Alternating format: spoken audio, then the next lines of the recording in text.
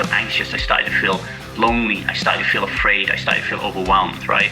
And I started to drink. And then when I came back to the UK, I kept drinking, right? It followed me from Vegas. And one night I went out with my friends, and you remember, like, this is 3 years of being alcohol free. So they haven't seen me drink for 3 years. I went out with them and I got really drunk. And the next day, I was on a train to London with my boy. He was maybe 10 at the time, a little bit older maybe, to see The Lion King. He was really trying to connect with me. But I was just really fighting not for him to see me with a hangover and stopping myself from being sick, because I felt so ashamed. And I didn't want him to know that I started drinking again. And I think that was one of the few wake-up moments when the part of me that went silent suddenly started to make noise again. Since that period of time, I relapsed for a month. I've never ever gone back to moderation. Because here's the thing that I found out during that time. When you suddenly feel like moderation is a good idea, it's almost always because something deep inside of you is really painful. The moment you try to have just one drink after years of being alcohol free as fuck, you've already lost. Moderation isn't control, it's the first crack in the dam.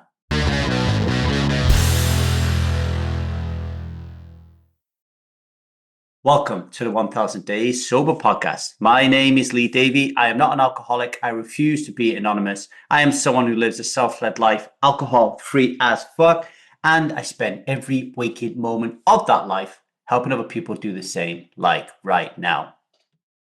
Funnily enough, in the entire time of my illustrious drinking career, where I drank for over 2 decades consistently, the only time I ever tried to moderate actually was during the time that I relapsed, which was 3 years after I'd first become alcohol free as fuck. And at that point, I wasn't just somebody who'd quit drinking. I wasn't your average Joe in that respect, right? Because I had a movement, I had a business, I had a community of people that I was leading. I was standing on my soapbox telling everybody in the world that alcohol had no value and about this thing called the liquid lie. I'd studied the problem inside and out. I was teaching people that alcohol had no value. I was so confident in my own knowledge that I thought that I could be the exception, that I could drink now and then. I wouldn't get dragged back in. I would have control. That confidence was my first mistake. Because here's the truth. Moderation, it didn't work for me. Not even for a single day. Once I made the decision to drink alcohol, something in me just gave up. I call it now a case of the fuck it's, right? I'm not talking about willpower here, right? I mean, there was a part of me that used to care about staying free, about being released from this prison. And all of a sudden, that part was silent. I couldn't find it anymore. And another part of me, the one that just wanted quick relief, no matter what the cost, it just took over. In internal family systems therapy, they call that part the firefighter. But to keep it simple, it's the version of you that storms in with a bucket when there's a fire, only to see that the bucket is full of petrol. And my wake-up call, it came after a trip to Vegas. I've spoke about it numerous times on this podcast, right? I was in Las Vegas. I had fallen in love with another woman not long after my divorce, and all these different parts of my psyche that had never, ever been in this situation. Well, they hadn't been in this situation for over 20 years. They suddenly came rushing through the surface. I started to feel anxious. I started to feel lonely. I started to feel afraid. I started to feel overwhelmed, right? And I started to drink. And then when I came back to the UK, I kept drinking, right? It followed me from Vegas.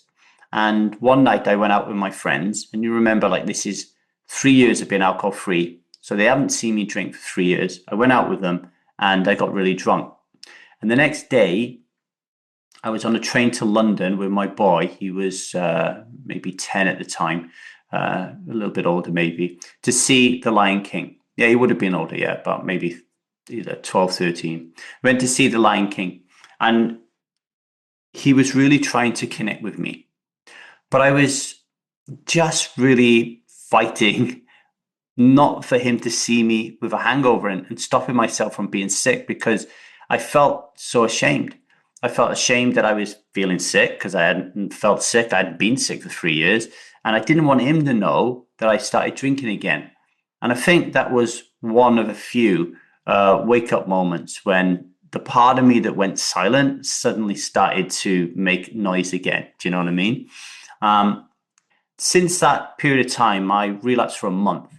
I've never ever gone back to moderation, because here's the thing that I found out during that time. When you suddenly feel like moderation is a good idea, it's almost always because something deep inside of you is really painful. Something is hurting.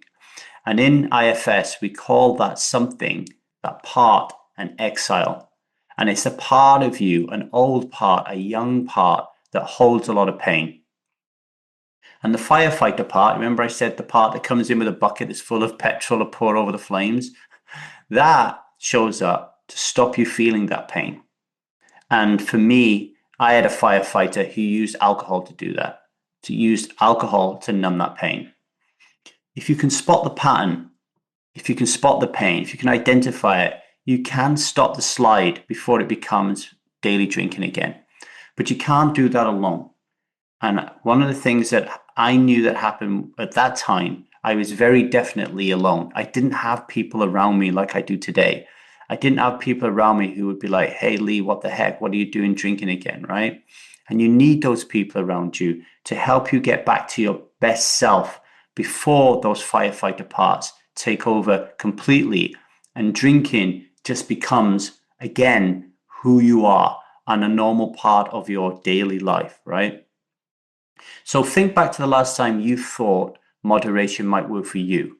What was really going on in your life at that time?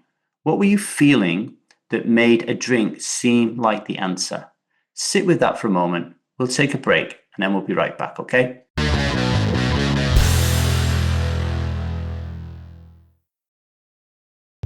If you're in that place right now where moderation feels like a good idea, I want you to know it's not about alcohol. It's about the pain underneath, and it might right now be very subtle enough that you don't even notice that it exists. Strive Foundation helps you spot the exact moment you start reaching for alcohol to cover up a deeper wound, and teaches you how to handle that moment without falling back into the cycle. It's about getting the right tools, the right awareness, and the right support so you can stay free for good. www.thestrivemethod.com/foundations. Check it out today.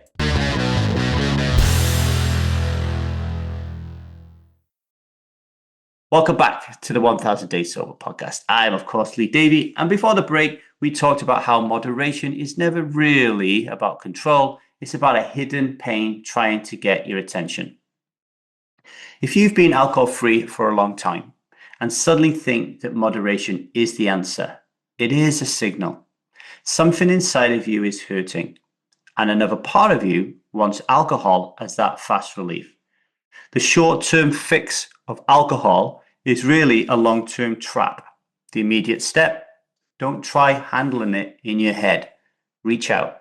Tell someone who won't agree with your moderation plan. Step out of the echo chamber. Join a community like Strive, or join a course like Strive Foundations, or something like AA, or whatever Annie Grace is doing over at This Naked Mind at this moment, right? Or Andy Ramage, or any other of the monumental and amazing thought leaders in this space, right? Because these are people who can help you see what's really going on and to guide you back to living from your best self.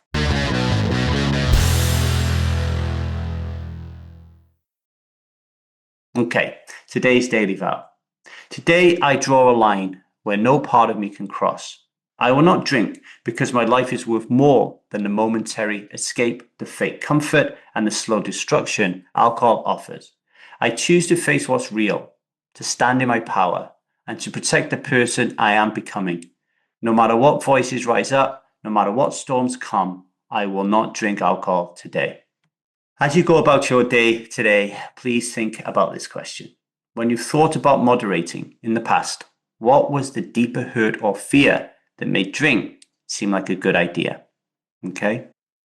If you're hearing this and a part of you is saying, yeah, Lee, but I can handle it. I'm different.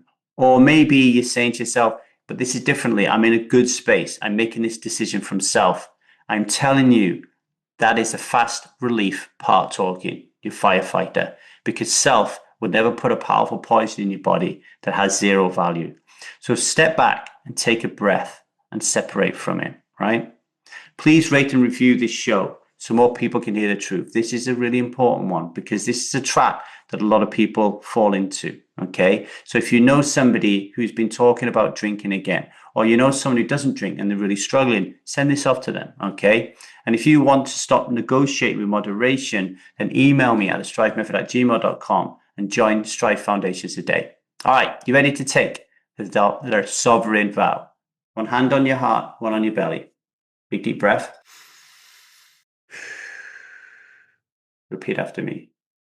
I am a striver who is alcohol free as fuck, and I will not drink today because that is not what I do and that is not who I am.